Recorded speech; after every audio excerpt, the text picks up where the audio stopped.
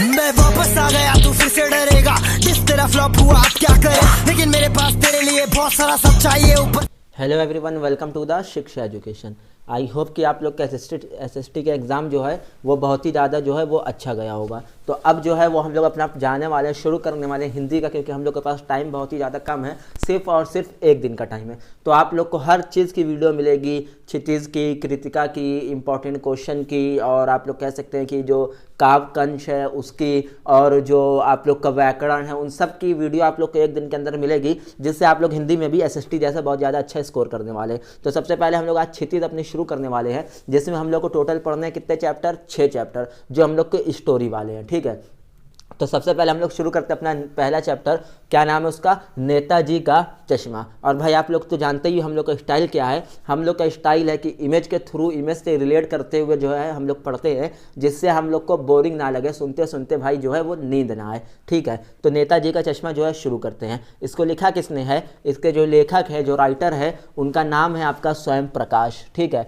अब नेताजी के चश्मे के बारे में सीधे सीधे आप लोग समझ सकते हैं कि पूरा सुभाष चंद्र बोस के उसकी मूर्ति के और उनके चश्मे पर जो है ये कहानी जो है वो आधारित है। ठीक है, तो इसमें जो एक होते हैं, सबसे पहले एंट्री होती है किसकी? आपके हवलदार साहब की, जो आपको इमेज में दिख रहे हैं। तो हवलदार साहब से जो है कहानी जो है वो शुरू होती है।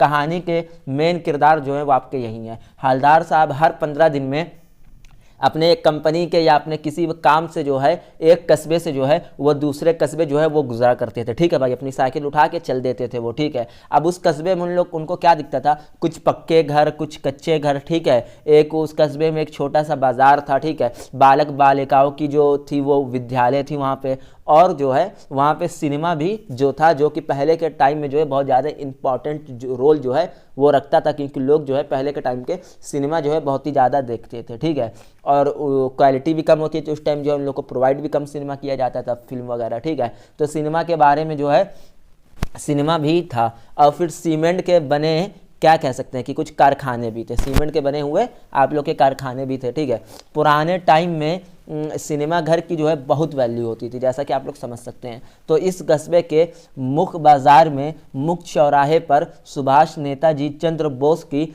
एक संगमरमर से भरी एक मूर्ति लगी हुई थी। अब मूर्ति बहुत भाई एकदम कह सकते हैं कि बहुत ही ज़्यादा आश्चर्यजनक थी, और बहुत ही ज़्यादा आकर्षित थी, बहुत ही ज़्यादा खूबसूरत थी। ठीक है, उन्हें क्या लगा कि इस मूर्ति को किसने बनाया? इस मूर्ति को भाई नगर पालिका के किसी ओहदासर अधिकारी ने जो है वो मूर्ति को लगवाया होगा। ठीक है, तो जब मूर्ति लग रही होगी तो जो होता है वेरिफिकेशन वगैरह, जो कागजात होते हैं, उसमें जो है बहुत ज़्यादा टाइम लग रहा होगा, इसीलिए जो है वो जल्दी जल्दी में जो है वो मूर्तिकार ने जो है वो क्या किया होगा, मूर्ति बनाने में जो है वो मूर्ति का चश्मा लगाना जो है वो भूल गया। ठीक है, तो आप लोग कह सकते हैं कि हवलदार जो थे वो आप लोग के एक हाई स्कूल के एक लौते डाइनिंग मास्टर को ये कार जो है वो दे दिया होगा। वो हवलदार इमेजिन कर रहा है कि हो सकता है कि किसी स्कूल मास्टर जी को ये काम मिल गया होगा, जिन्होंने इसका काम करने के लिए जो है 1 महीना लिया होगा, लेकिन काम नहीं कर पाने के कारण, क्योंकि मूर्ति तो बढ़िया थी लेकिन उसमें चश्मा जो है वो असली लगा हुआ था, ओरिजिनल चश्मा जो है वो लगा हुआ था। उन्हें ये बात बहुत आकर्षित कर रही थी, उनको ये अंदाज़ा पसंद आया कि असली चेहरा, असली क्या कहते हैं, असली चेहरे में जो है वाला जो है असली चश्मा जो है वो लगा हुआ है मूर्ति में। अब जब अगले दिन जो है हवलदार साहब ने देखा मूर्ति को, तो उसका चश्मा जो है वो बदल चुका था भाई। अब आप लोग कह सकते हैं कि वो आश्चर्यचकित हो गए कि भाई ये कैसे हो सकता है। तो वहीं पर सामने जो है एक मोटा सा काला सा जिसका पेट निकला हुआ, हिसाब की एनसीईआरटी बता रही है, वैसे पान वाला था, और पान वाले की वैसे दुकान थी। ठीक है भाई, तो उनके पास जो है हवलदार साहब जाते हैं और पूछते हैं कि भाई ये जो है ये चश्मा कैसे बदलता है। तो हवलदार साहब बोला, एक कैप्टन नाम का इंसान जो है वो इस चश्मे को जो है वो बदलता है। अब हवलदार साहब सोचे भाई कैप्टन, यानी कि वो सोचे भाई कोई अच्छा अधिकारी होगा, या कोई आप लोग का रिटायर फौजी होगा, जो है ये नेताजी के आज़ाद हिंद का जो है हो सकता है कोई फ़ौज का सिपाही होगा। ठीक है, फिर इस पर पान साहब जो है वो खिलखिला कर बोला हंसते हुए, अरे भाई साहब क्या बात कर रहे हो यार, वो लंगड़ा कहाँ जाएगा फौज में। अरे झूठ बोल रहा है, ये झूठ बोल रहा है। तो वो लंगड़ा जो है वो आप लोग कह सकते हैं कि ये कहाँ गया यार, ये देख रहे हैं उसकी एक पैर नहीं है, ये लंगड़ा है। ठीक है, फिर हवलदार ने कहा कैप्टन एक जो पान वाले ने क्या कहा कि कैप्टन एक बुढ़ा सा जो है वो मरियल सा जो है वो आदमी है, ठीक है। तो सिर पे गांधी जैसी टोपी है, जैसा आप लोग देख सकते हैं, वो लगाए है और हाथों में एक चश्मे का बॉक्स लिए है। ये जो बॉक्स है ये, तो ये वाला बॉक्स को कह रहा है, ठीक है। तो कैप्टन चश्मा बेचने वाला था, ठीक है। समझ सकते हो कि कैप्टन कौन था। कैप्टन आप लोग का एक चश्मे बेचने वाला था, काला चश्मा लगाए हुए था। कोई ये देख रहे हो काला चश्मा है कि नहीं है, ये देखो, ये इसी काले चश्मे की बात हो रही है। कोई ग्राहक आता लेने के लिए तो उसको चश्मा मूर्ति से उठा कर दे देता था। भाई जैसे कोई मूर्ति को देख कर आया कि भाई यार ये ऐसे ही सेम चश्मा दो, अगर उसके पास होता तो दे देता, अगर नहीं होता उसके पास तो वही मूर्ति का चश्मा उठाता और उसको दे देता और अपने बॉक्स में से मूर्ति पर जो है एक दूसरा चश्मा जो है वो पहना देता, ठीक है। तो पता चला कि मूर्तिकार के टाइम जो है कह सकते हैं मूर्तिकार ने टाइम कम होने की वजह से क्या कह सकते हैं उसको, चश्मे नहीं बनाया था। यानी कि बहुत जब खोज लगा आपके हवलदार साहब कि ऐसा क्यों है, तो पता चला कि मूर्तिकार ने जो है इसके पास टाइम कम था, इसलिए उसने जो है मूर्ति के ऊपर चश्मा नहीं बना पाया था। 2 साल तक हवलदार साहब ये सब देखते रहे, चश्मा बदल रहा है। एक बार उन्होंने देखा कि मूर्ति पर चश्मा नहीं लगा है। अब वो भाई हैरान कि भाई रोज़ लगता था, आज कैसे नहीं लगा है। अब बाज़ार भी बंद था उस दिन। उन्होंने सोचा होगा कि फिर उन्होंने सोचा कि चलो हो सकता तबीयत ख़राब हो हवलदार की या कहीं चला गया होगा, चलो जो भी हो। फिर अगली बार जो है आए थोड़े दिन बाद, तब भी जो है मूर्ति पर चश्मा नहीं था। फिर अगली बार जब आए तब भी उस पर चश्मा नहीं था। अब वो क्या करें, हवलदार साहब पान वाले के पास जाकर पूछे, उनसे जो है वो बोले, तो पान वाला एक बहुत ही ज़्यादा उदास चेहरा बनाकर जो है वो बोला कि कैप्टन साहब मर गया। वो सोचा कि अब नेताजी, हवलदार साहब सोचे अब नेताजी की मूर्ति पर चश्मा नहीं रहेगा और वो बिना मूर्ति के चश्मे देखे ही गुजरेंगे, क्योंकि भाई वो रोज़ जाते थे, 2 साल से जा रहे थे, तो उनकी एक रूटीन बन गई थी। वो जब भी जाते थे वो हवलदार साहब की मतलब कि नेताजी की चश्मे की भरी मूर्ति देखते ज़रूर थे। तो उन्होंने सोचा कि भाई अब तो हवलदार मर गया तो उसके ऊपर चश्मा ही नहीं रहेगा, तो उन्होंने ये ठाना कि अब मैं जब भी यहाँ से जाऊँगा तो मैं मूर्ति की तरफ देखूँगा ही नहीं। उन्होंने ये सोच कर जो है चल दिए। अब जब वो अगले बार गुजरे तो भाई आदत से मजबूर उनकी नज़र जो है मूर्ति तक जैसे तैसे चली ही गई, उनसे एकदम रहा नहीं गया कि भाई मैं देखूंगा। तो उन्होंने देखा तो उनके चेहरे पे जो है वो चमक आ गई, और चमक इसलिए थी कि जो छोटे बच्चे थे उन्होंने क्या किया था, मिट्टी से बनी हुई एक, आप लोग कह सकते हैं गांव में जो है मिट्टी से चीज़ बनाई जाती थी, तो मिट्टी से बने हुए चश्मे को बनाकर जो है वो नेताजी सुभाष चंद्र बोस के ऊपर जो है वो लगा दिया गया था। जैसे मिट्टी का खिलौना बने होते हैं, कहाँ गए यार, ओह शेट, ये तो ऐसा ही जो है मूर्ति का जो है चश्मा बनाकर नेताजी के उस पर जो है वो पहनाया हुआ था बच्चों ने, ठीक है। अब ये देखकर हवलदार साहब बोले कि आज भी लोगों के अंदर जो है वो देशभक्ति की भावना है, जो उन्हें जो है बड़ों में, जो उन्हें जो है किसने सिखाई, उनके बड़ों ने आवश्यक सिखाई होगी। जैसे अब भाई बच्चों ने जो देखा, जो चश्मा बनाया भाई सुभाष चंद्र बोस पे, तो उनके अंदर देशभक्ति की ही वो है ना प्रेरणा है। अब वो प्रेरणा कहीं ना कहीं से कहाँ से आई है कि उनके पेरेंट्स ने ही उनको जो है वो सिखाया होगा। तो भाई यहीं पर आपको ये चैप्टर समझ में आ गया होगा, जो कि बहुत ही ज़्यादा इंटरेस्टिंग और इमोशनल टाइप का थोड़ा सा चैप्टर था आपका। अब हम लोग अपने दूसरे चैप्टर पे आते हैं, जो हम लोग का कौन सा है, बाल गोविंद भगत, ठीक है। इसको किसने लिखा, इसको राम वृक्ष बेनीपुरी जो इनके राइटर है उन्होंने जो है वो लिखा हुआ है। अब सबसे पहले जो है राम वृक्ष बेनीपुरी की हम लोग बात कर लेते हैं। जो लेखक है, जो 60 साल के मझले कद के गोरे चिपटे से आदमी हैं, उनके बाल जो हैं वो सफ़ेद हो गए हैं, लेकिन काफ़ी कम कपड़े जो है पहने हैं। कम कह सकते हैं कि कमर पर एक लंगोट और सिर पर एक कबीर पंथियों वाली जो है वो टोपी, और कबीर का ही अपना साहिब मानते हैं, कबीर को ही जो है वो अपना साहिब मानते हैं। और जो कह सकते हैं कि क्या होता है कि गीत जो होती है उनको बहुत ज़्यादा अच्छा लगता है, ठीक है। तो केपार के कभी झूठ नहीं बोलते हैं, वो कबीर थे, उनको आदर्श अपना मानते हैं और उन्हीं की राह पर जो है वो चलते हैं। सबसे एकदम खरा व्यवहार रखते हैं, लेकिन इसका मतलब ये नहीं कि वो साधु है या उनका कोई जो है वो संन्यास लिए हुए हैं, ठीक है। इसका ये मतलब है भाई, हम लोग सीधे चैप्टर के अंदर आ गए, ठीक है। उनकी शादी भी है, उनका एक बेटा भी है, जिस बेटे की तबीयत जो है बहुत ज़्यादा ख़राब रहती थी, ठीक है। और उनकी एक पुत्र वधू है, यानी कि बेटे की बहू भी है। तो खेती बाड़ी भी है, साफ़ सुथरा मकान भी है एक, ठीक है, बहू है उनकी, ठीक है। तो साफ़ सुथरा एक उनका मकान भी है, और कबीर के प्रति उनकी श्रद्धा जो है काफ़ी और प्यार बहुत है, बहुत ज़्यादा कबीर के प्रति उनकी श्रद्धा और बहुत ज़्यादा उनसे प्यार है, ठीक है। इसीलिए जो भी खेत से थोड़ी बहुत पैदावार होती है उसे सबसे पहले कबीर पंथियों, मठ में कबीर पंथी थी, जैसे मान लो एक सोसाइटी टाइप की थी, तो वहीं पे जाके जो है क्या कर देते थे, दान कर देते थे, और जो कुछ भी एक प्रसाद स्वरूप उनको मिलता था उसी से वो अपनी गृहस्थी जो है वो चलाते थे। अब बारिश के टाइम है, ठीक है। अब गाँव में जो है वो बारिश जो है वो बहुत ही ज़्यादा प्यारी लगती है, एकदम माहौल जो है एकदम खुशनुमा हो जाता है, ठीक है। तो खेतों में निकलते थे बारिश में, तो उसी टाइम जो है बाल गोविंद भगत के कह सकते हैं कि वो कान से जो है मतलब कि एक उनके गले से जो है एक सुर मधुर गीत जो है वो निकलता है और लोगों को सुनाई देता है, ठीक है। तो एक एक शब्द जो है वो उस सुर का, उस गीत का जो है मोहित करने वाला होता है, ठीक है। बाल गोविंद भगत जी चमेली के खेत में खड़े होकर अपने कह सकते हो कि ध्यान लगाए होते हैं, ध्यान जो है वो लगाए होते हैं, और साथ में संगीत गाते हैं, मतलब कि अपना ध्यान लगा रहे होते हैं और साथ साथ में जो है वो संगीत गाते रहते हैं। आधी रात में भी कह सकते हो तुम लोग कि मदकों को जो है आधी, वहाँ के जो गांव वाले हैं उन लोग को आधी रात में भी जो है ये गीत जो है वो सुनाई दे रहा होता है। बारिश के बाद जो है उसी टाइम उसने भी जो है उस पर बाल गोविंद जी के गीत सुनाई देते हैं। सबको जो है बारिश के टाइम खूब बाल गोविंद जी के गीत जो है वो सुनाई देते हैं।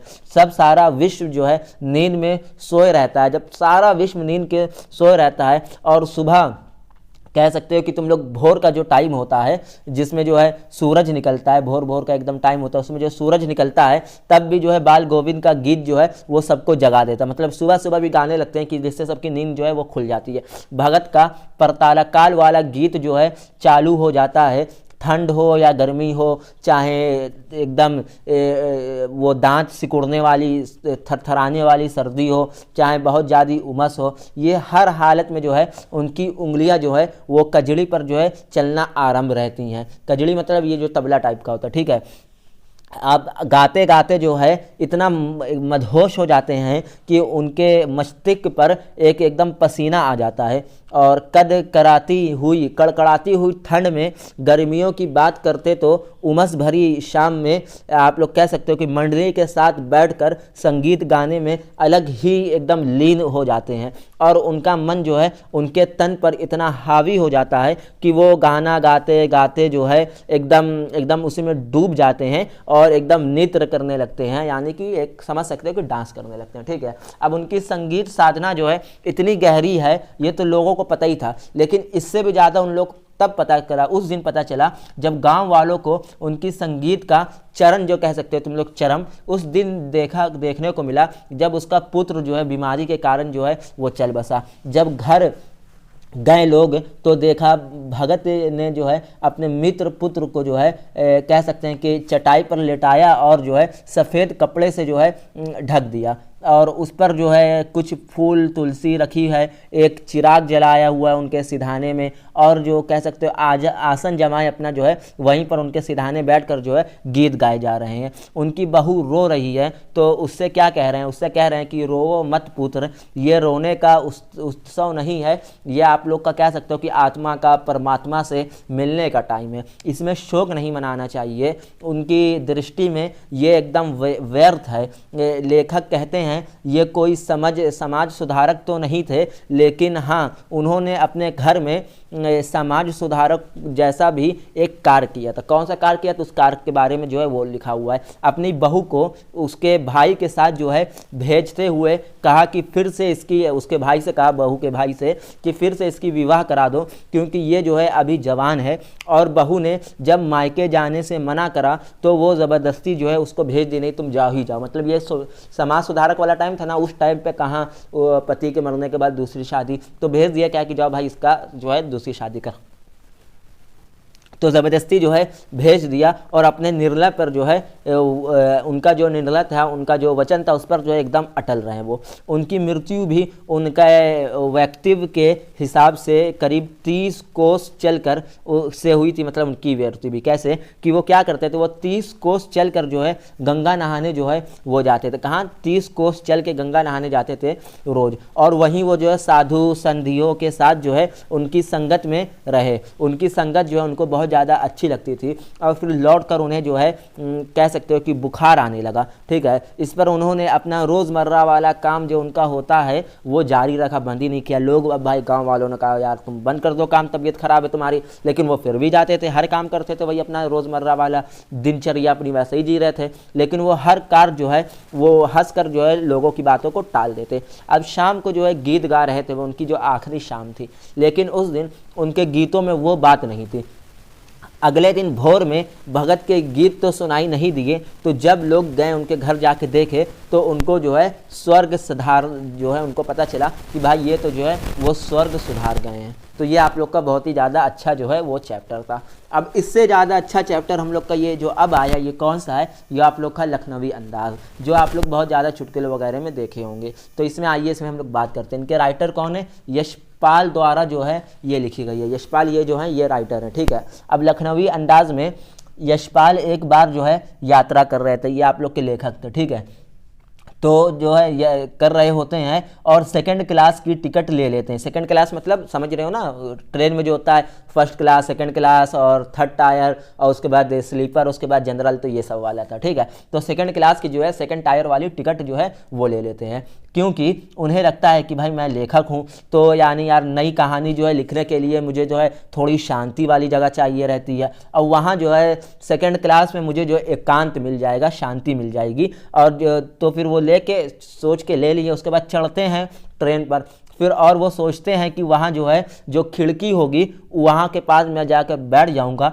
और वहाँ से जितने नेत्र जाएंगे, जो जो दृश्य जाएगा, जो जो मतलब जाएगा, वो सबको मैं देखते हुए जाऊँगा। शायद किसी चीज़ को देख के मेरे दिमाग में कोई चीज़ बैठ जाए जिससे मैं जो हूँ एक अच्छा कहानी जो है वो लिख सकूँ। ठीक है, ये सोचते हुए जो है वो ट्रेन की तरफ, अपनी सीट की तरफ वो जाते हैं। लेकिन वहाँ क्या देखते हैं कि एक नवाब साहब बैठे होते हैं, कह सकते हैं कि पलथी जो है मार कर जो है उनके सामने जो है नवाब साहब ने दो एकदम बैठे हुए थे, तो ये उन्हीं के सामने जो है जाकर बैठ गए। अब नवाब साहब ने दो ताज़े ताज़े हरे हरे एकदम खीरे जो है वो उनके पास जो है नवाब साहब के पास रखे हुए थे। ठीक है, आप कह सकते हो कि ये लेखक ने चढ़ने पर जो है नवाब साहब ने कोई एक कह सकते हैं कि उत्सुकता नहीं दिखाई। कोई भी वो नहीं देखे कि भाई कोई लेखक आ रहा है मेरे सामने आके बैठ गया तो मैं थोड़ा उत्सुक हो जाऊं। पहले के लोग भाई मिलनसार बहुत होते थे, तुम लोग को पता होगा, आज के टाइम वाले नहीं थे। तो उस टाइम उन्होंने कुछ भी नहीं, भाई तुम आ रहे हो तो आओ, नहीं आना तो नहीं जाओ, मेरे से क्या है। ठीक है, तो वो गए भाई, वो देखे कि उन्होंने कोई उत्सुकता नहीं दिखाई है, तो लेखक गया और चुपचाप उनके सामने में जो है बर्थ पर बैठ गया। अब उनके आने से शायद नवाब खुश नहीं थे, उसको ऐसा लगा लेखक को। क्यों? क्योंकि एक सफ़ेद पोश आदमी जिसका सामने जो है खीरा रखा हुआ था, क्योंकि एक सफ़ेद पोश आदमी जाहिर सी बात है नवाब है, जिसके सामने खीरा रखा था और वो संकोच हो रहा था, उसके दिल में ये आ रहा था कि यार मैं इसके सामने खीरा खाऊं, नवाब के दिल में खाऊं कि ना खाऊं, यार मैं तो नवाब हूं, ये साधारण इंसान है, मैं खाऊंगा खीरा तो ये क्या सोचेगा कि एक नवाब हो के इतना साधारण सा खीरा खा रहा है। ये सब नवाब साहब सोच रहे थे, ऐसा लगा इसको। ठीक है, अब पता नहीं सोच रहे थे कि नहीं सोच रहे थे। अब नवाब साहब एक जो है बार जो है थोड़ा सा संकोच करते हुए जो है इससे पूछ लिए लेखक से कि भैया लो खीरा खाओगे? तो लेखक ने जो है वो मना कर दिया कि नहीं नहीं नहीं भाई मुझे नहीं खाना है, आप ही खाओ। ठीक है, तो कह सकते हो कि लेखक को जो है खीरा खाने के लिए जो है पूछ ही लिया, निमंत्रण जो आप लोग कह सकते दे दिया, लेकिन लेखक ने धन्यवाद साहब बोलकर जो है मना कर दिया। अब उसके बाद जो है नवाब जो है खीरा को जो है तौलियों पर अपने रख दिए और उसे जो है छीला, बढ़िया से धोया और खिड़की के बाहर जो है अच्छे से धो के जो है उसको जो है वो कर दिया, खिड़की के बाहर जो है धोया और उसके बाद क्या किया, उसका झाग निकाला जो निकालते हैं, उसके बाद उस पर ज़ीरा, काली मिर्च, नमक और लाल मिर्च ये सब लगाकर जो है एकदम बढ़िया तरीके से रख दिया, जैसा कि आप लोग देख सकते हो। मुंह में पानी आ रहा होगा ना। अब जो है लेखक को जो है प्रस्ताव उन्होंने फिर से दिया। लेखक ने जो है फिर से मना कर दिया। क्या कहा इस बार, उनका मायदा जो है कमज़ोर है, मतलब उनकी जो कह सकते हैं डाइजेस्टिव सिस्टम है वो थोड़ा सा कम खराब है। अब नवाब ने जो है खीरे को सूंघा और उनका स्वाद लिया और फिर एक एक करके जो है उस फाँक को जो है वो फेंक दिया ट्रेन के बाहर। लेखक देखा यार बड़ा अजीब है, बगैर खाया भी नहीं सूंघ के फेंक दिया और उसकी कल्पना जो है वो सूंघ कर ही नवाब का पेट भर गया। लेखक ने देखा कि भाई ये सूंघा और सूंघ कर ही इसका पेट भर गया कि फेंक दिया, और फिर अपने मुंह पोंछते हुए नवाब साहब ने जो है एक बहुत बढ़िया सी ढकार भी ली, जैसे कि खा ही लिया है। अब लेखक सोचा भाई बिना खीरा खाए ये कैसे हो सकता है, और अगर ये हो सकता है कि नवाब साहब बगैर खीरा खाए एक खीरे वाली ढकार भी ले सकते हैं, तो भाई मैं बगैर कुछ सोचे हुए, बगैर कोई दृष्टि देखे हुए अपनी एक कह सकते हो कि एक राइटिंग जो होती है, एक स्टोरी जो है, एक कहानी जो है वो क्यों नहीं लिख सकता हूँ। तो बस वो भी यही सोचे कि भाई जैसे इन्होंने बगैर खाए जो है वो ढकार ले ली है, तो वैसे ही जो है मैं भी जो है बगैर कुछ सोचे हुए एक स्टोरी लिखूँगा। तो ये चीज़ जो है एक इच्छा मात्र से नई कहानी क्यों नहीं लिख सकता। तो यही थी कि इच्छा से मैं भी एक कहानी लिख सकता हूँ। अब नवाब साहब ने भाई ये खीरा क्यों फेंका होगा, तो भाई नवाब साहब ने खीरा इसलिए फेंका होगा क्योंकि वो लेखक को दिखाना चाहते होंगे कि भाई देखो हम नवाबों की बात, हम लोग जो हैं बस सूंघ के ही हम लोग का पेट भर जाता है, हम लोग इतनी साधारण चीज़ खाते नहीं हैं, बस सूंघ लेते हैं और उसको फेंक देते हैं। तो ऐसा ही कुछ जो है वो रहा होगा। तो ये चैप्टर भी आप लोग का बहुत ही अच्छी तरीके से जो है वो कवर होता है और आई होप कि आप लोग को बहुत ही ज़्यादा फनी और अच्छा लगा होगा ये चैप्टर। अब हम लोग आते हैं अपने नेक्स्ट चैप्टर पे, जो किसका है वो है एक कहानी यह भी, जिसको लिखा है किसने, मनु भंडारी ने। ये एक कह सकते हो कि एक मॉडर्न राइटर हैं, ठीक है। तो अब हम लोग आते हैं कैसे कि ये एक बहुत ज़्यादा पुरानी कहानी भी नहीं है, आज़ादी की बात भी थोड़ी बहुत इसके अंदर जो है वो है। तो आइए शुरू करते हैं। तो इसमें उन्होंने अपने जीवन में कथित घटनाओं के बारे में जो है वो लिखा है, जिसका संबंध है उनके लेखक के जीवन यानी राइटिंग से भी है। लेखक अपने जो है जीवनी का दिनों को याद करते हुए जो है, लेखिका जो है वो अपने जीवन के को उन दिनों को याद करते हुए बहुत अच्छे तरीके से ये सब बताया है। अपने पिताजी के बारे में, कॉलेज के बारे में बताया है और अपनी जो है कह सकते हो कि कॉलेज की प्रिंसिपल शीला अग्रवाल के बारे में थोड़ा सा चीज़ों को जो है बताई हैं, स्पर्श की हैं। अब अपने परिवार और कॉलेज के बारे में अच्छी अच्छी घटनाओं के जिक्र किया है और पिता के स्वभाव में उन्होंने चंद चंद में आने वाले बदलाव को भी इसी में जो है वो प्रस्तुत किया है सबके सामने। तो लेखक के कह सकते हो कि जन्म स्थान जो है वो ज़िला मंदसौर मध्य प्रदेश, वहाँ पर जो है वो हुआ है, ठीक है। अजमेर का ब्रह्मपुरी मोहल्ले के 2 मंजिले मकान से, कह सकते हो भाई मंजिला तो देखो मुझे ऐसा ही मिल रहा था यूट्यूब मतलब इमेज में, तो ये 2 मंजिला का मकान से जुड़ी बात उन्होंने जो है बहुत ज़्यादा उनको याद आती है। इसी घर में उनके पिता जो है वो ऊपर कह सकते हो कि अविस्वातक ढंग से यानी फैले हुए कमरे में रहते थे, जहाँ पुस्तक वगैरह अखबार वगैरह बहुत ज़्यादा फैले रहते थे, ऊपर रहते थे वो, और वो कुछ लिखते रहते थे यानी कि डिक्शनरी देते रहते हैं, यानी क्या कह सकते हैं, डिक्टेशन देते रहते हैं। अब वो क्या लिखते रहते हैं उसको भी हम लोग अच्छे से समझेंगे, ठीक है। तो नीचे के कमरे में जो है उनकी माँ जो है, उनकी माँ बहन आदि लोग जो है वो रहते थे। पिता अजमेर आने से पहले मध्य प्रदेश में इंदौर में रहते थे, जहाँ उनकी बहुत प्रतिष्ठा भी थी। वहाँ उन्होंने कह सकते हो कि अनेक सामाजिक राजनीतिक कार्यों में हिस्सा भी लिया था और अनेक राजनीतिक कह सकते हो संगठनों से जुड़े भी रहे थे। वो शिष्य के भी उद्देश्य नहीं बल्कि कह सकते हो कि संगठनों से जुड़े भी थे और शिक्षा का ही उद्देश्य कह सकते हो कि नहीं बल्कि और सारी चीज़ें वो कह सकते थे वहाँ पे जो है विद्यार्थियों को जो है सिखाई थी कि वो जो है वो सिर्फ शिक्षा ही नहीं प्राप्त करवाते थे 200 तक के, और उसके अलावा ही बहुत कुछ जो है जो चीज़ जो है जानकारी जो रहती थी वो उन तक पहुंचाते थे। उनको जो है घर पर पढ़ाया भी था। बहुत सारे ऊंचे पदों के हिस्सेदार भी थे। ये सब उनके खुशहाली के समय की बात थी जो बीत गई, अब नहीं रही, ठीक है। ये उनके पिता जो है जब वहाँ पे थे तो उनके पिता के एकदम बुलंदियों वाले दिन थे। अब वर्तमान में उनके पिता जो हैं वो स्वीकार किए हैं कि वो अंदर से अब टूट चुके हैं, जो बहुत बड़े आर्थिक दिक्कत के कारण हुआ था, यानी पैसे की दिक्कत से, जिसके कारण जो है वो इंदौर से अजमेर आ गए इसी कारण, ठीक है। केवल अपने बलबूते के दम पर अपनी अधूरी अंग्रेजी शब्दकोश पूरा कर रहे थे। अब ये देखो शब्दकोश, अंग्रेजी शब्दकोश मतलब जो डिक्शनरी होती है हिंदी से इंग्लिश वाली, इंग्लिश से हिंदी वाली, वही चीज़, ठीक है। इस बारे में उन्होंने बहुत सारी चीज़ जो है वो खोजी थी, लेकिन उनका जो है आर्थिक स्थिति में इतना सुधार जो है वो नहीं हुआ था। और उनकी कह सकते हो कि सकारात्मक, उनकी जो एक वो होती है ना सकारात्मक सोच जो है वो धीरे धीरे नकारात्मक सोच में जो है परिवर्तन होती जा रही थी उनके पिता की। लेखिका बोलती हैं उनके पिता का ये व्याख्यान कह सकते हो कि व्यक्तित्व तो बहुत ही ज़्यादा अच्छा था, लेकिन हाँ उनमें जो है कुछ कमियां भी थी और कुछ खूबियां जो तो थी। खूबियां तो आप लोग पढ़े हैं कितनी सारी खूबियां हैं, ठीक है, लेकिन कुछ कमियां भी थी जिन्होंने जाने अनजाने में बहुत चीज़ों को अपने भीतर जो है वो जन्म दे दिया था उनके पिता ने। लेखिका का रंग जन्म से ही थोड़ा सा काला था और जो है बहुत दुबली और मरियल सी थी, और उनके पिता को गोरा रंग जो है वो बहुत ज़्यादा पसंद था। इसी कारण उनके परिवार में कह सकते हो लेखिका से बड़ी 2 साल जो बहन थी उसकी बहन की जो है तारीफ हुआ करती थी। 2 साल उनकी बड़ी बहन थी लेखिका की। उनकी बहन का नाम क्या था? उनकी बहन का नाम था सुशीला, ठीक है। उसने उनको जो है कंपेयर, उसने जो है इनको जो है क्या कहते हैं, इनको जो है लेखिका को इन्हीं से जो है सुशीला से, उनसे 2 साल बड़ी बहन से जो है बार बार हर चीज़ में कंपेयर किया जाता था, चाहे रंग हो, चाहे कद हो, चाहे हर चीज़ में जो है कंपेयर किया जाता था। वो स्वास्थ्य से भी एकदम हंसमुख थी, मतलब एकदम हंसमुख थी, हंसती रहती थी, गोरी थी, जो उनके पिताजी को जो है पसंद था।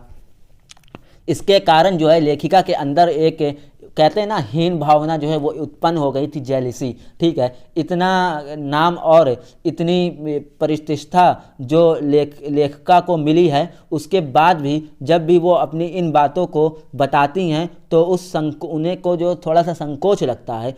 अगर लेखिका की माँ की बात करी जाए तो लेखिका की माँ का स्वभाव जो है वो पिता से बिल्कुल उल्टा था, विपरीत था, ठीक है। अनपढ़ थी उनकी माँ, लेकिन घर सारा जो है वो संभालना जो है बहुत ही ज़्यादा अच्छे से जो है वो जानती थी, घर का हर काम करती थी और पति के क्रोध को जो है वो सहती थी। एक सहनशील और धैर्य वाली जो है कह सकते हो कि महिला थी। उसके पति जो उस पर अत्याचार करते थे वो उसको अपना भाग समझती थी। परिवार में किसी से कुछ नहीं मांगा, बल्कि जितना हो सके, जहाँ तक हो सके वहाँ तक से परिवार को दिया ही दिया है। इसका फल स्वरूप ये था कि बच्चों से ज़्यादा लगाव इनको ही था, ठीक है। माँ को बच्चों से ज़्यादा लगाव था, लेकिन लेखिका कभी भी उनको भी अपना आदर्श के रूप में जो है वो स्वीकार नहीं कर पाई। समझ पा रहे, अपनी माँ को भी आदर्श के रूप में कभी लेखिका ने स्वीकार नहीं किया। 5 भाई और भाइयों में और बहनों में सबसे छोटी थी आप लोग की लेखिका। टोटल 5 भाई बहन थे। इस कारण सबसे कह सकते हो कि सबसे पहले उनके बहन का विवाह हुआ था, और उस समय लेखिका कितने साल की थी? 7 साल की थी सिर्फ, जब उनकी बहन का विवाह हुआ था। लेखिका अपने से बड़ी 2 साल सुशीला और भी दोस्तों के साथ जो है बचपन में जो है बहुत ज़्यादा खेला करती थी, ठीक है। वैसे तो लड़कियों का भी खेल वो बहुत ज़्यादा खेली थी, लेकिन लड़कियों का घर के काम के प्रति लगाव, उनको घर का काम बहुत ज़्यादा करना पड़ता था, तो इसी के कारण उनको जो है लड़कों के साथ खेलने का जो है उत्सव जो कह सकते हैं कि उत्सव जो है वो ज़्यादा मिला, ज़्यादातर लड़कों के साथ वो खेली हैं, ठीक है। अब क्या कह सकते हो कि पड़ोस के दायरा आज के टाइम के दायरे जैसा सीमित नहीं था, यानी कि पहले के टाइम में जो पड़ोस का दायरा था वो बहुत ही ज़्यादा लंबा हुआ करता था और जितने दूर तक के मतलब मेल मिलाव बहुत ज़्यादा था, आज के टाइम जैसा नहीं था। 40 के दशक में लड़कियों का विवाह जो है बहुत जल्दी हुआ करता था। समझ रहे हो कितना जल्दी हो रहा था? ये देखो कितना जल्दी होता था 40 के दशक में, ठीक है। लेखिका के दोनों बड़े भाई पढ़ाई के लिए कोलकाता चले गए थे, जिस समय लड़कियों के कह सकते हो कि एस टाइम स्कूल और घर की लड़कियों का टाइम जो होता है स्कूल और घर की शिक्षा दी जाती है उन लड़कियों को, उस टाइम वो अपने काम करती थी, ठीक है। रसोई में क्या काम करती थी? रसोई में एक काम करती थी, भटिया खाने से, रसोई को ही भटिया खाना कहते हैं, से हमेशा जो है वो दूर रही। कौन दूर रही? लेखिका जो है भटिया खाने से उसको नफरत था, कभी भी किचन में नहीं गई, और उसके अनुसार वहाँ रहना अपनी प्रतिभा और अपना तुम कह सकते हो कि अपनी क्षमता को भट्टी में झोंकने के समान है। पिताजी के पास जो है बहुत लोग आते थे, क्योंकि भाई उनके पता इतने सारे पदसारी थे पहले वाले शहर में, जहाँ से वो आ गए, वो क्या कहते हैं अजमेर में, ठीक है। तो पिताजी के पास जो है बहुत लोग आते थे, घंटों घंटों तक किसी विषय में जो है बात और वो सब जो है बहस जो है वो होती रहती थी। चाय कह सकते हो, चाय पानी नाश्ता देने जाती थी कौन, यही लेखिका अपने पिताजी को अपने पास। तो पिताजी क्या करते थे, उनको अपने पास बैठा लेते थे। अब वो सब सुनती थी कि देश विदेश में जो है क्या सब हो रहा है। अब बात करते हैं शीला अग्रवाल की। शीला अग्रवाल कौन थी?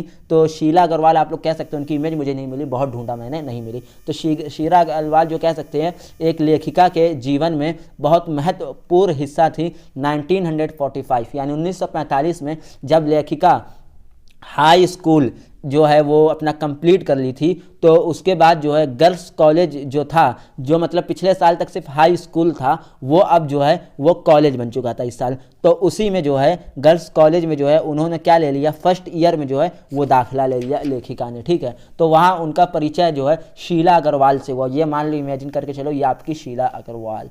अब भाई मुझे इमेज नहीं मिल रही थी, मैं क्या करता। शीला अग्रवाल से जो है हुआ, जो उसी वक्त जो है वहीं हिंदी की अध्यापन आई हुई थी, कह सकते हो उप अध्यापन या अध्यापन जो है वो हिंदी की आई हुई थी। शीला अग्रवाल ने ही लेखिका का परिचय जो है साहित्य से करवाया और पढ़ने मात्र को जो है चुनाव करने में बदल दिया। मतलब उन्होंने जो है चुनाव में भी उसका जो है लेखिका का जो है मनु भंडारी का जो है इंटरेस्ट जो है वो जगा दिया, ठीक है। साहित्य का असली मज़ा जो है उन्होंने सिखाया, जिसका परिणाम ये हुआ कि साहित्य जगत के कई प्रसिद्ध साहित्यकारों को, जैसे प्रेमचंद्र आप लोग के, ठीक है, आप लोग के यशपाल जी आ गए थे, ठीक है। तो इन सब के जो आप लोग के जयरेंद्र जो हैं, ये सब को जो है लेखिका ने पढ़ा। शीला अग्रवाल ने ही, जो तुम लोग कह सकते हो कि केवल एक लेखिका के साहित्य डिग्री को बहुत ज़्यादा जो है बढ़ावा नहीं दिया, बल्कि घर की चार दीवारी में लेखिका ने बैठकर देश की स्थितियों को जाना, मतलब देश भर में क्या चल रहा है ये सब जाना। लेखिका ने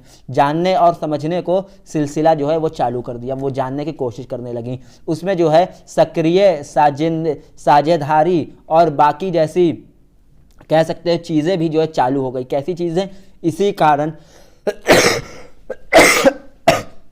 सॉरी, इसी कारण वो जो है स्वाधीनता आंदोलन में भी जो है वो भाग लेने लगी। आंदोलन जानते हो ना, ये सब जो रैलियां वगैरह उस टाइम होती थी, ठीक है। लेखिका के पिता तो यही चाहते थे कि वह उनके उपस्थिति में घर में आए और लोगों के बीच उठे बैठे, लेकिन तुम लोग कह सकते हो कि घर के बाहर जो है लड़कों के साथ नारेबाजी करने पर उनके पिता जो है वो एकदम आग बबूला और एकदम बर्दाश्त नहीं कर पा रहे थे, ठीक है। उनके पिता कह रहे थे ठीक है तुम्हें करना करो, लेकिन घर के अंदर करो, जो बातचीत करनी, चार लोग आ जाएंगे उनके घर के अंदर करो, लेकिन तुम बाहर लड़कों के साथ जो है वो रैली वगैरह ना, प्रदर्शन ना करो। वो सब बहुत ज़्यादा गुस्सा आता था उनको, ठीक है। लेकिन जब उनके पिता को पता चला तो वो जो है क्रोध में आ गए। उनको पता चल गया कि तो बाहर कर रही है प्रदर्शन, एकदम क्रोध में एकदम आ गए, आग बबूला हो गए। इसके बाद कुछ कह सकते हो कि तकियानुसी लोग जो होते हैं पिताजी को जो है भड़का देते थे, देखो ये सब तुम्हारी बेटी जो है क्या कर रही है। लेकिन जब उन्हें जो है पता चला कि उनकी बेटी को सब बहुत ज़्यादा सम्मान देते हैं, तो वो जो है बहुत गर्व से जो है भर उठते थे। एक बार की बात है कि लेखिका के घर पर जो है कॉलेज के प्रिंसिपल का जो है पत्र आया, जिसमें उनकी जो है शिकायत हुई थी। पत्र पढ़ते ही लेखिका के पिताजी जो है गुस्से से आग बबूला हो गए। लेकिन जब वो कॉलेज से वापस आए तो वही जो है क्रोध जो है कह सकते हो कि प्रशंसा में बदल गया। कैसे? पत्र आया, हो गए कॉलेज, प्रिंसिपल बुलाई मिलने के लिए, तो क्रोध में एकदम गए। लेकिन जो उन्होंने कॉलेज में देखा उनसे वो एकदम खुश हो गए, उनका दिल जो है छलछल हो गया एकदम, क्योंकि उनके पिता को ये जानकर अच्छा लगा कि उनकी जो पुत्री है, पुत्री को कॉलेज में जो है एकदम वो देख रहे हो आग बबूला हो गए थे। उनकी पुत्री को जो है एकदम कह सकते हो कि छात्राएं जो है वहाँ की इतना ज़्यादा सम्मान दे रहे थे, और सम्मान देखकर जो है छात्राओं का अपने पुत्र के कह सकते हो कि पुत्र के उसमें जो है वध में कि पुत्र के लिए कितने बच्चे जो है वो छात्राएँ जो है वो सम्मान दे रहे, ये सब देख कर वो बहुत ही ज़्यादा खुश हो गए थे। मतलब कि उनका जो है बेसिकली मन्नू भंडारी का एकदम जलवा था कॉलेज में, ठीक है। अब 1947 में जो है प्रधाया अध्यापक जो शीला अग्रवाल थी, उन्हें को कॉलेज प्रशासन की तरफ से जो है डिसिप्लिन खराब करने के लिए, भाई यही तो भड़काई थी मन्नू भंडारी को, और अनुशासनहीनता के लिए जो है नोटिस आ गया, जिसमें उन पर लड़कियों को भड़काने और अनुशासन भंग करने सहयोग मतलब था, और आरोप लगाया था कि इसके अतिरिक्त जो है कह सकते हो कि तुम लोग जुलाई मंथ में जो है 3rd ईयर की जो क्लासेस थी वो बंद कर दी गई थी, ठीक है। और लेखिका का और उनके जो 2-3 जो साथी थे लड़कियों के, उन सबको जो है कॉलेज में प्रवेश करने के लिए अनुमति जो है वो रद्द कर दी गई थी कि अब तुम लोग जो है वो कॉलेज में नहीं आ सकते हो, ठीक है। इस पर कॉलेज के बाहर लोगों ने जो है, बच्चों ने जो है बहुत कह सकते हो कि बहिष्कार किया, ज़ोरों शोर से प्रदर्शन किया, ये कह रहे हो प्रदर्शन, जिससे क्या हुआ कि उनका परिणाम ये निकला कि प्रशासन का कि कॉलेज वालों को 3rd ईयर की पढ़ाई शुरू करनी पड़ी, और आप लोग की जो वो है लेखिका है उनको वापस बुलवाना पड़ा, और जो टीचर थी शीला अग्रवाल उनको भी वापस लेना पड़ा, और 3rd ईयर की पढ़ाई भी जो है वो चालू हो गई। और उसी समय आप लोग का क्या हुआ था कि आप लोग का जो देश है वो भी स्वाधीन कह सकते हो कि स्वाधीनता प्राप्त किया था, वो उसी टाइम जो है 1947 में आज़ाद हुआ था। तो ये सब जो है, ये सब आप लोग का उसी टाइम जो है वो हुआ था, ठीक है। अच्छे से समझ गए होंगे आप लोग, आई होप। बहुत ही ज़्यादा अच्छे वे में समझाने की जो है वो मैंने आप लोग को कोशिश की है। अब उसके बाद जो हम लोग आते हैं अपने लास्ट 2nd चैप्टर पे, वो हम लोग का कौन सा है, वो हम लोग का है नौबत खाने से इबादत। अब नौबत खाने में इबादत जो किसने लिखी, ये यतीन्द्र मिश्र ने जो है इसको लिखी, यतीन्द्र मिश्र जी ने, इन्होंने जो है ये देख लो इनकी रियल पिक, इन्होंने जो है इस चैप्टर को लिखा है, राइटर यही है। शहनाई वादक और बिस्मिल्लाह खान पर, ये बिस्मिल्लाह खान है का जीवन के बारे में है, ठीक है। उनके परिचय है और उनका संगीत के लगन के बारे में जो है इसमें बताया गया। उनका नाम अमीरुद्दीन था, ओरिजिनल नेम जो था अमीरुद्दीन था, और उनकी कह सकते हैं कि उस टाइम की आयु केवल 6 वर्ष की थी, और उनके बड़े भाई शमसुद्दीन हैं वो 9 वर्ष के हैं। अमीरुद्दीन को अभी जो है कह सकते हो कि रगों के बारे में अधिक जानकारी नहीं है। दोनों भाइयों के मामा सादिक हुसैन या अली बख्श, सादिक हुसैन या अली बख्श आप लोग देख सकते हो, चलो इमेज नहीं है, ठीक है। सादिक हुसैन या अली बख्श देश के जाने माने आप लोग कह सकते हो एक शहनाई वादक थे, ठीक है। उनकी दिनचर्या में जो है बालाजी का मंदिर सबसे ऊपर आता था। क्या आता था? बालाजी का मंदिर जो है उनकी दिनचर्या में जो है सबसे ऊपर आता था। सबसे ऊपर कोई है तो बालाजी का मंदिर है। हर दिन की शुरुआत जो है वो अपने वही से जो है उनकी होती थी जहाँ पर वो शहनाई बजाते थे। और अमीरुद्दीन यानी बिस्मिल्लाह खां का जन्म जो है बिहार के डुमराव में एक संगीत प्रेमी परिवार में हुआ था। कहाँ हुआ था? बिहार के उसमें जो है संगीत प्रेमी गांव में जो है वो हुआ था। अब आप लोग कह सकते हो कि ये जो हैं आप लोग के अमीरुद्दीन हैं ये यानी कि बिस्मिल्लाह खां 5-6 वर्ष जो है वो डुमराव में बिताकर बनारस आ गए थे। डुमराव का इतिहास में तो ऐसा कोई ख़ास स्थान नहीं है, केवल इसलिए क्योंकि वहाँ शहनाई बजाने के लिए जिस चीज़ का प्रयोग होता है एक तरह की वो जो है वो घास होती है जिसे हम नरकट कहते हैं। नरकट ये जो है ये नरकट है, इससे जो है शहनाई बजाई जाती थी तुम लोग की डुमराव में, ठीक है। तो नरकट होते हैं वो जो है सोन नदी के किनारे पाई जाती है। सोन नदी तुम लोग की ये है सोन नदी, ठीक है। अमीरुद्दीन जो है वो तुम लोग कह सकते हो कि 16 वर्ष की उम्र में ही पुराने बालाजी के मंदिर में नौबत खाने में रहे थे, ठीक है। और अभ्यास करने जाते थे वहाँ पे जब 16 वर्ष के वो थे। तो अमीरुद्दीन यानी कि भाई बिस्मिल्लाह खान जो है को बालाजी के मंदिर जाने के वहाँ जो है वाला रास्ता जो है वो बहुत ही ज़्यादा पसंद था, ठीक है। क्या पसंद था? बालाजी के मंदिर जाने वाला रास्ता। अब यहाँ आती है 2 कैरेक्टर, कौन? एक है रसूलन भाई और एक है बतूलन भाई, के यहाँ से जो है होकर जाते थे। यानी कि वो वाला रास्ता बालाजी का बहुत ज़्यादा पसंद था। अब बालाजी कोई वो है मंदिर है तो अब वहाँ का रास्ता तो बहुत होगा, तो उनको वो वाला रास्ता ज़्यादा पसंद है जिस रास्ते में भाई इन दोनों का घर पड़ता था। क्या नाम है इन लोग का? रसूलन भाई और बतूलन भाई, ठीक है। तो यहाँ से होकर गुजरता था क्योंकि उनके गाने सुनकर जो है उन्हें जो है बहुत प्रशंसा होती थी बिस्मिल्लाह खां को। और दोनों का जिक्र बिस्मिल्लाह खां ने अपने बहुत सारे तुम लोग कह सकते हो कि साक्षात्कारों में जो है वो किया है। उन्होंने जो है ये भी स्वीकार किया है कि उनके प्रारंभिक जो दिन थे, जो शुरुआती दिन थे, उसी दिनों में जो है संगीत को जो लगाव है उनके प्रति वो इन्हीं गायिकाओं ने जो है इन्हीं गायिकाओं की वजह से जो है उनके दिल में संगीत का जो वो है वो आया हुआ था। अब जब वो सजदा करते ठीक है। तो सजदे में बिस्मिल्लाह खां केवल एक चीज़ मांगते थे खुदा से, वो क्या था, वो ये था कि पूरे का पूरा इतिहास है कि उसमें शहनाई का तो कोई उल्लेख नहीं मिलता है, लेकिन इसी संगीत शास्त्रों के अंतर्गत बहुत अच्छे बिस्मिल्लाह का मतलब कि वो क्या मांगते थे कि बस एक ही चीज़ मांगते थे कि मेरी आवाज़ जो है वो ऐसी बनी रहे, ठीक है। तो इसी संगीत शास्त्रों के अंतर्गत बहुत अच्छे बिस्मिल्लाह खां को माना जाता है। अरब देशों में फूंक कर बजाए जाने वाले शास्त्र को नय बोलते हैं, नय, ठीक है। ये नय जो होता है इसको जो है ये बोला जाता है अरब देश में। अरबी में जो है इसे शहनाई कहते हैं।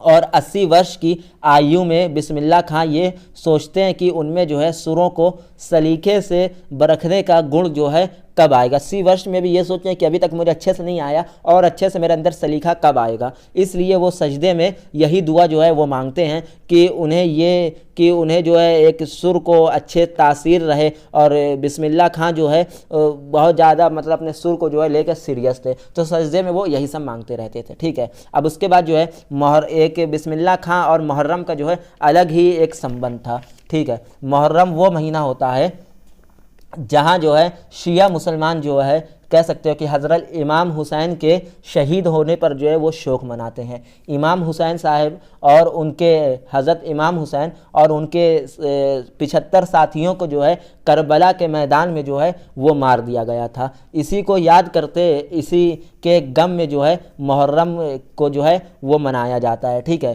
तो इसमें कह सकते हैं कि ये एक शोक टाइप का दिन होता है। इस दिन जो है सब लोग जो है वो उदास रहते हैं और उसी दिन को याद करके रोते रहते हैं। इसमें बिस्मिल्लाह खां जो है शहनाई नहीं बजाते थे इस दिन, ठीक है, और ना ही जो है किसी संगीत समारोह में जो है शामिल होते थे। 8 तारीख को काहा साहिब खड़ा होकर जो है शहनाई बजाते थे और इसी दिन डाल मांडी थे और तुम लोग के जो फर्स्ट मान के करीब 8 किलोमीटर, ठीक है, किसके करीब, तुम लोग का एक कोई होगा फर्स्ट मान, उसी के 8 मीटर के दूर में जो है पैदल रोते हुए जो है नौरा पढ़ते हुए जाते थे। यानी कि कोई एक रास्ता है, ठीक है, तो उस रास्ते पे जो है 8 किलोमीटर दूर तक के रोते रोते और नौहा पढ़ते हुए जो है वो जाते थे। इसी दिन कोई आप लोग का राग जो है वो नहीं बजाया जाता था और उनकी आंखें जो है इमाम हुसैन के लिए जो है इबादत में के लिए जो है उनके लिए एकदम नम रहती थी, ठीक है। बिस्मिल्लाह खां को फिल्मों के बड़ा शौक़ था, ठीक है। पुराने के टाइम लोग को फिल्मों का बहुत ज़्यादा शौक़ था, जो हम लोग पिछले चैप्टर में भी पढ़ते हुए आ रहे हैं।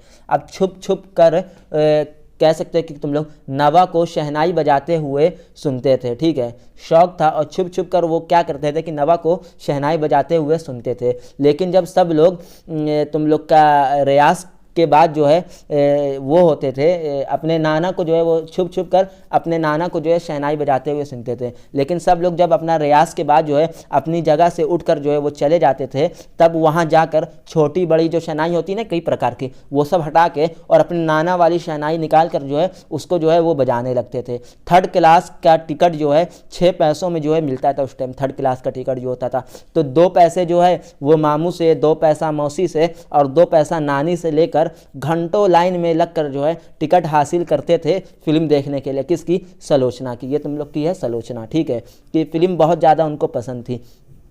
इधर सलोचना की कोई नई फिल्म आई, उधर बिस्मिल्लाह खां जो है वो निकल पड़े बढ़िया कि मुझे देखना ही देखना है। और जो बालाजी के मंदिर में हर रोज़ शहनाई बजाने से जो है जो पैसे उनको थोड़े बहुत मिलते थे, उन पैसों से कुलसुम की देसी घी से तली हुई पकौड़ी जो है वो खाते थे। संगीत में पकौड़ी खाया करते थे। संगीत में कैसे खाया करते थे? ऐसे, क्योंकि जब कुलसुम कचौड़ी को जो है घी में डालती थी तो छम से जो आवाज़ नहीं निकलती है एकदम गरम गरम तेल में जब पकौड़ी को डालो तो जो छम से जो आवाज़ आती थी, उसी में जो है बिस्मिल्लाह खां को सारे सुर जो है अपने दिखाई दे जाते थे।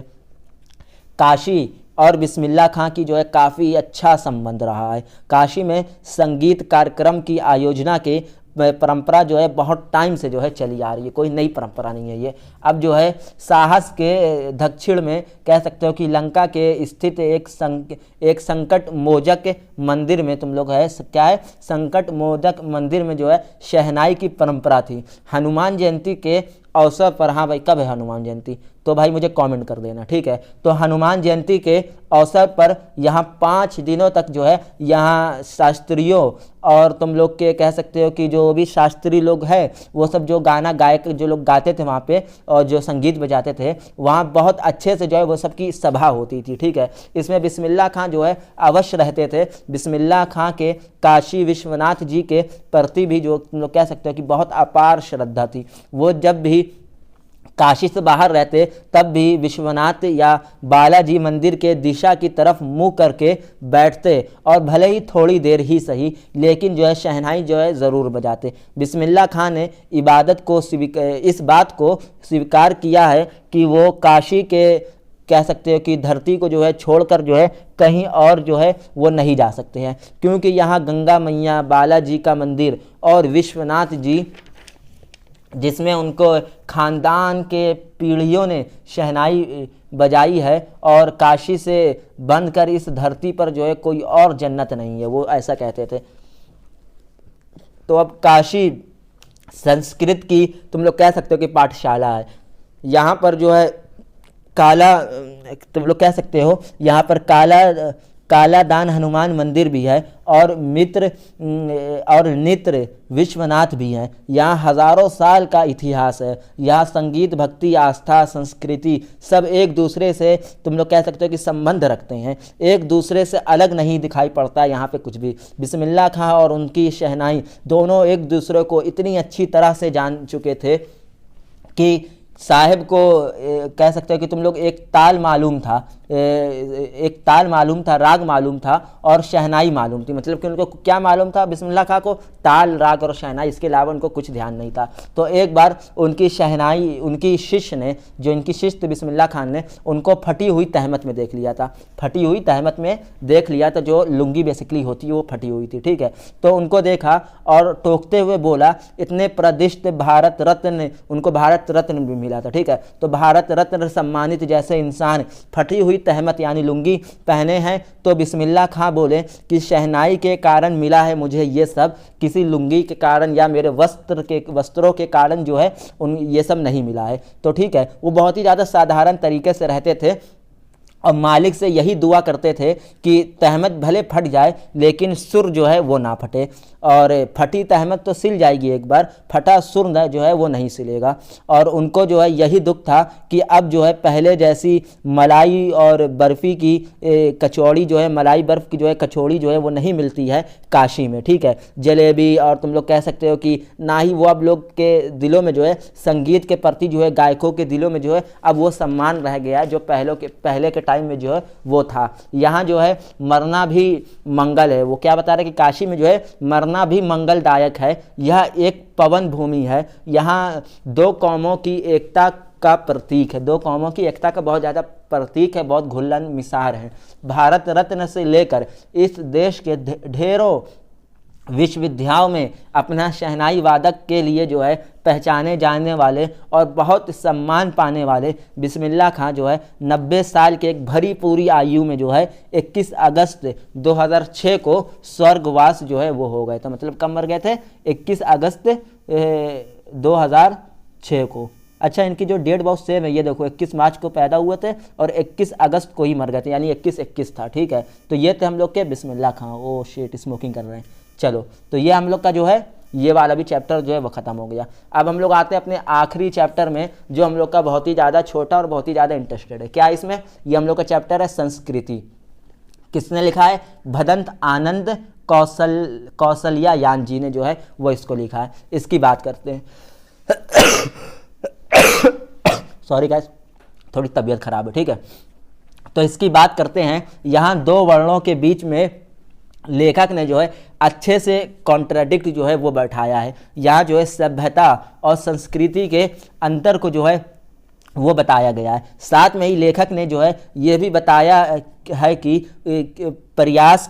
बताने का प्रयास किया है कि आज के व्यक्तित्व को ना तुम लोग कह सकते हो कि सभ्यता को पता है, और ना ही आज के जो लोग हैं उनको जो है ना ही सभ्यता का पता है और ना ही संस्कृति का। लेकिन हाँ, संस्कृति के नाम पर समाज में भ्रम अच्छे से जो है वो फैलाया जा रहा है। लेखक जो है वो संस्कृति के बारे में बात करते हुए जो है कहते हैं कि सभ्यता और संस्कृति दो ऐसे शब्द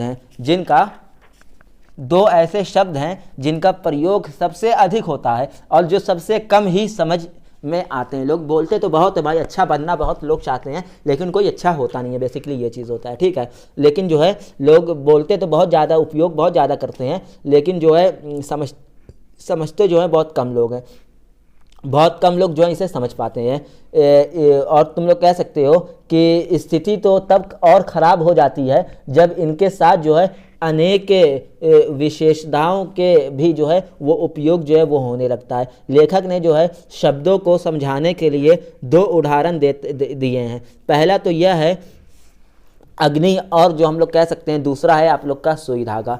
ये सभ्यता, ये संस्कृति, ये तुम लोग की अग्नि हो गई, ये सुई धागा नहीं यार, ये मेरे पास पता नहीं मैं क्यों गलत उठा लेता हूँ, हाँ ये है, ये सुई और ये तुम लोग का ये धागा, इन दोनों का जो है वो उदाहरण दिया है, ठीक है। तो अग्नि की बात करते में जब मानव ने पूर्व काल में, तुम लोग कह सकते हो कि पूर्व काल में जो है पहले जब इसको जो है आविष्कार किया होगा, तो उस समय जिस व्यक्ति ने जो है सबसे पहले इसकी खोज की होगी, इसका आविष्कार किया होगा, वो बहुत बड़ा आविष्कारी रहा होगा, ऐसा बोल रहे हैं, ठीक है। यानी तुम लोग कह सकते हो इन्वेंटर जो होते हैं, जो साइंटिस्ट होते हैं, जिसने यह कल्पना की होगी, सोचा होगा कि लोहे के टुकड़े को जोड़कर उसको मोड़कर, लोहे के टुकड़े को जो है जोड़कर उसको मोड़कर उसके पीछे से उससे जो है धागा पिरो कर जो है तुम लोग कह सकते हैं कि कपड़ों के दो टुकड़े कपड़ों को उनको भी जो है एक साथ जो है जोड़ा जा सकता है, और बहुत जो है वो बहुत ज़्यादा बुद्धिमान होगा, तभी उसने ये सब सोच के जो है ये चीज़ को जो है इन्वेंशन की होगी, ठीक है।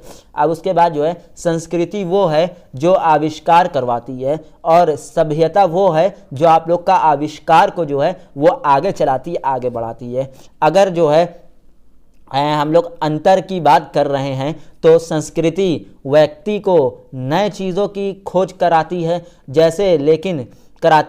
लेकिन उसकी संतान यानी बीती उसकी कह सकते हो कि वंशज जो हैं वो उस खोज की गई चीज़ों का इस्तेमाल करती हैं, यानी आगे आने वाले लोग जो हैं वंश जो है उनके वंशज जो है वो इस खोज का जो इस्तेमाल करते हैं इसको, और अपने आप ही उसे जो है वह चीज़ मिल जाती है। मतलब उन लोग को, हम लोग को जो ऐसे कोई चीज़ खोजनी नहीं पड़ी, जो पुराने लोग खोजें वो हम लोग को अपने आप ही जो है वो मिल गया, ठीक है। तो यही कह रहे हैं, और जो कह रहे हैं कि उन लोग को कोई चीज़ जो है वो खोजनी नहीं पड़ती है, उन लोग को सब कुछ अपने आप ही मिल जाता है, जिसका हम यह तो कह सकते हैं जिसे हम यह तो कह सकते हैं कि संतन भाई सब हैं, कि मतलब मिल तो गया, हम लोग उपयोग तो कर ले रहे हैं, पर हम लोग संस्कृत नहीं है। सभ्यता तो है हम लोग के पास, सामान तो हम लोग को मिल गया जिसको हम लोग को यूज़ करना है, लेकिन वो सामान आया कैसे, वो सामान के पीछे कितना योगदान था लोगों का, ये सब जो संस्कृति है ये सब हम लोग के अंदर जो है वो नहीं आ पाई है। तो लेखक ने एक और उदाहरण दिया है, वो दूसरा उदाहरण ये है, कहा है कि न्यूटन के गुरुत्वाकर्षण सिद्धांत का तो न्यूटन ने जो है आविष्कार कर दिया था, यानी कि ग्रेविटी का जो आविष्कार किया था न्यूटन ने, उसने ये बताया था कि ग्रेविटी होती है। लेकिन आज के टाइम पर बहुत लोग ऐसे हैं जिन्हें जो है किसी और चीज़ में जो है बहुत अधिक जो है वो नॉलेज है, तो उन्हें ऐसा तो नहीं कह सकते हैं कि उन्हें जो है न्यूटन से भी ज़्यादा नॉलेज है, मतलब कि आज के लोग के पास भी किसी फील्ड में जो है बहुत ज़्यादा नॉलेज होती है। ये तो हम लोग नहीं कह सकते कि हाँ न्यूटन इतनी भी उसके पास समझ है, या हो सकता है कि हो भी उसके अंदर समझ न्यूटन से भी ज़्यादा, लेकिन जो है उसने भी जो है ज़्यादा कह सकते हो कि संस्कृत जो है वो न्यूटन से ज़्यादा संस्कृत है, और जो कह सकते हो कि लेकिन हाँ आज के विद्यार्थी जो है वो न्यूटन से ज़्यादा सभ्यता है। कैसे सभ्यती हैं न्यूटन से ज़्यादा? क्योंकि हम लोग के पास ज़्यादा सोर्स है जो हम लोग के पूर्व लोग खोजे और हम लोग को मिल गया। लेकिन हाँ हम लोग जो हैं वो संस्कृत नहीं है न्यूटन जैसा, क्योंकि न्यूटन जी ने इतना ज़्यादा खोज कर दी थी, ठीक है। खोज करना मतलब वो होता है संस्कृति होती है, और जो खोज हो गया जिस पे हम लोग चल आ रहे हैं, जो हम लोग को बगैर कुछ किए मिल गया, वो हम लोग की हो जाती है सभ्यता, ठीक है।